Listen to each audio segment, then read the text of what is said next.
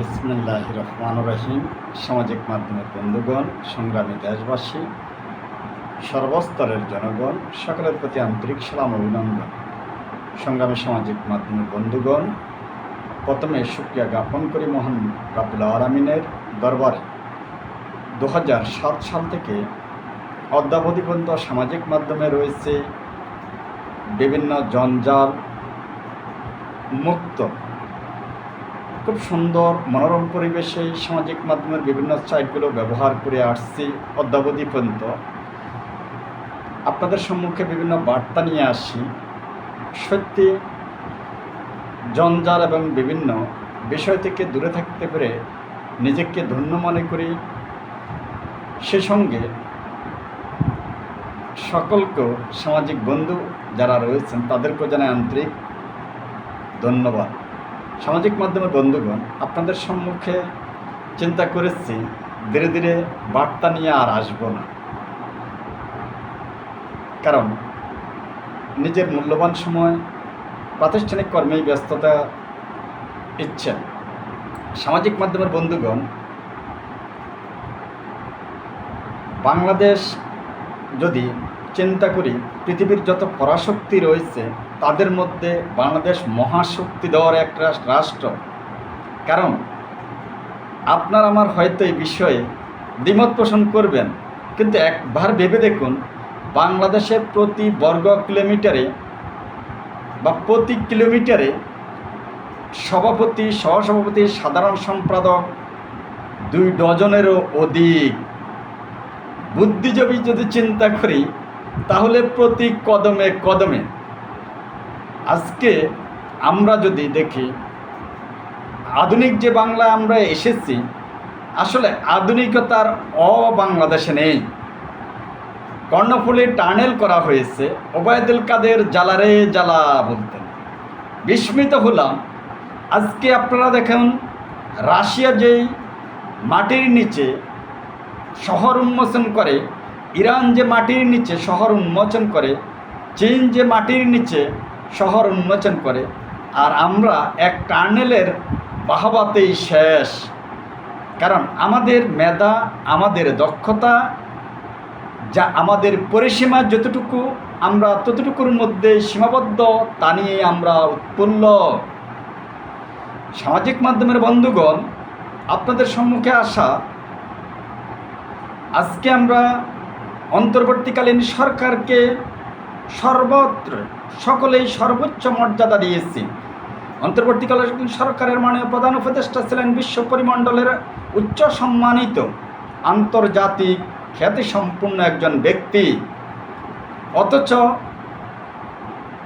জেনে হোক না বুঝে হোক, যেভাবে হোক, ধীরে ধীরে তিনি আজ শূন্যের কোঠায় এসেছেন। বাংলাদেশে তার বর্তমানে শূন্যের কোঠায় সমর্থন, বিভিন্ন ক্ষেত্রে স্বজনপ্রীতি, দুর্নীতি, লাগামহীন স্বেচ্ছাচারিতা, যা জাতিকে ব্যাহত করছে। সামাজিক মাধ্যমের বন্ধুগণ, বিভিন্ন ব্যবসায়িক সংগঠন, বিভিন্ন অ্যাসোসিয়েশন লাভজনক প্রতিষ্ঠান নয়, প্রজাতন্ত্রের বিধান। তাহলে সেখানে প্রতিদিন কোটি কোটি টাকা চাঁদা আদায়, ব্যবসায়ীরা সেখানে ব্যবসায়ের প্রতিবন্ধকতার শিকার, বেহাল দশা। সামাজিক মাধ্যমের বন্ধুগণ, রাষ্ট্রীয় সরকার, রাষ্ট্রীয় প্রধান যদি অনাচার স্বেচ্ছাচারিতায় লিপ্ত হয়, তাহলে মনে রাখবেন রাষ্ট্রীয় সাধারণ জনগণ শোষণ, বঞ্চনা, লাঞ্ছনা, দুর্যোগের মুখোমুখি হবে। আজকে বিভিন্ন জায়গায় অগ্নি, বিভিন্ন জায়গায় ধ্বংসার্থ, বিভিন্ন জায়গায় বিভিন্ন দুর্ঘটনা পতিত হচ্ছে, তা শাসকের কর্মফলেই আমরা ভোগ করতেছি। সামাজিক মাধ্যমের বন্ধুগণ, অন্তর্বর্তীকালীন সরকার যখন এই দেশে প্রতিষ্ঠিত হয়েছে, সত্যি আনন্দিত ছিলাম। নিরপেক্ষ সরকার, নিরপেক্ষ নীতি থাকবে। আজকে বিভিন্ন মাধ্যমে পাচ্ছি তিনিও নাকি স্বজন প্রীতি আবদ্ধ। সামাজিক মাধ্যমের বন্ধুগণ, অন্তর্বর্তীকালীন সরকারের উচিত ছিল বিভিন্ন জ্ঞানী, বিজ্ঞ, অভিজ্ঞ, নিরপেক্ষ সৎযোগ্যদেরকে মূল্যায়ন করা, কিন্তু তিনি তা করেন নাই। আমি একটি বিষয় বলেছিলাম, অন্তর্বর্তীকালীন সরকারের উপদেষ্টা পরিষদে যুক্ত করার জন্য জার্মানি অবস্থানরত বাংলাদেশের পাইলট আন্তর্জাতিক খ্যাতি সম্পন্ন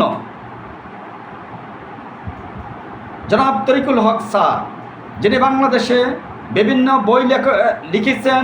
শুধু তাই না, গত 15 বছর তিনি স্বৈরাচার বিরোধী বিভিন্ন প্রেরণা সামাজিক মাধ্যমে পোস্ট করেছিলেন। এই সকল জ্ঞানী গুণীদেরকে যদি অন্তর্বর্তীকালীন সরকারে সংযুক্ত করা হতো, আজকে আমরা বেহাল দশায় পতিত হতাম না। সামাজিক মাধ্যমের বন্ধুগণ, কারো সংগঠন দেখে তার ব্যক্তি পরিচয় নয়, ব্যক্তি দেখেই তার সাংগঠনিক পরিচয় ফুটে উঠে তুলন। কারণ ব্যক্তির নৈতিক চরিত্রই তার কর্মফল। দল সমর্থন করতে পারে, কিন্তু ব্যক্তির নৈতিকতা কেমন তা দেখতে হবে। দলীয় ট্র্যাক দিয়ে কাউকে ক্ষতিগ্রস্ত নয়। সেই সঙ্গে সামাজিক মাধ্যমের বন্ধুগণ, আজকে আমরা যদি দেখি বিমান দুর্ঘটনায় যে কয়েকজন ছাত্র ছাত্রী নিহত হয়েছে বা যারা আহত হয়েছে, সমগ্র দেশ সমগ্র জাতি শোকাহত, সকলেই সমবেদনায়। কিন্তু আজকে সেখানেও আমরা ত্রাসে রাজনীতিতে পতিত হয়েছি। সামাজিক মাধ্যমের বন্ধুগণ, আজকে দেখুন মেহরিন চৌধুরীর জীবনী, মেহরিন চৌধুরীর ত্যাগ। বাংলার বিভিন্ন অঞ্চলে প্রতি হাজার বা লাখে এরকম একজন মেহরিন চৌধুরী রয়েছে,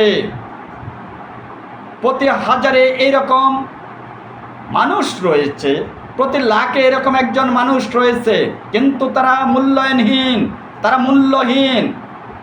তাদেরকে তখন আমরা লালন করি, তাদের নীতি আদর্শ নিয়ে আমরা মহানুভবতা তখনই প্রচার প্রসার করি যখন তারা দুনিয়া ছেড়ে চলে যায়। এই মেহরিনের আত্মপ্রকাশ হয়েছে তার কর্মে। এই মেহরিনের নীতি আজ গোটা সমগ্র দেশ প্রশংসায় প্রশংসিত, উচ্চ সম্মানে সেই মেহরুন। সামাজিক মাধ্যমের বন্ধুগণ, শিক্ষক আর ছাত্র বন্ধন, শিক্ষক আর ছাত্র পিতামাতা তার তুল্য। সামাজিক মাধ্যমের বন্ধুগণ, যেই মমত্ব যেই ভালোবাসা মেহরুন দেখিয়েছিলেন, তাতে আজকে আপনারা বুঝতে পারেন বিভিন্ন অঞ্চল বিভিন্ন এলাকাতে আজও জ্ঞানী গুণী সৎ একনিষ্ঠ ব্যক্তি রয়েছে।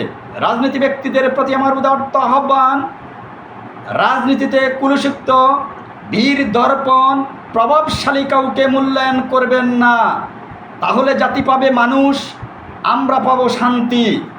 বীর দর্পে প্রভাবশালীদেরকে নিয়োগ করা মানে রাজনীতি কুলুষতা করা, সমাজ ধ্বংস করা, এদেশের নীতি আদর্শ বিনষ্ট করা। সামাজিক মাধ্যমের বন্ধুগণ, সৎযোগ্য নিরপেক্ষ লোকদের মূল্যায়ন করুন।